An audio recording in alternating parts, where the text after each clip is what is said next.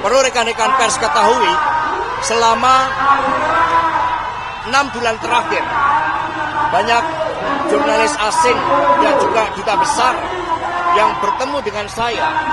Mereka mempertanyakan tentang kegelapan demokrasi di Indonesia ini. Mereka begitu prihatin dengan kegelapan demokrasi ini hanya karena ambisi kekuasaan.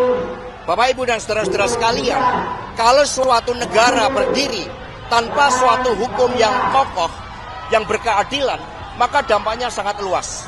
Tidak hanya kehidupan sosial, politik masyarakat, tetapi juga iklim investasi. Tidak akan ada investasi yang masuk ketika tidak ada hukum yang memberikan kepastian di dalam seluruh tata pemerintahan negara kita. Karena itulah kami mohon doanya, kami datang dengan niat baik, dan untuk itu mohon bersabar. Kami akan ikuti seluruh proses dengan memberikan keterangan yang sebaik-baiknya. Terima kasih.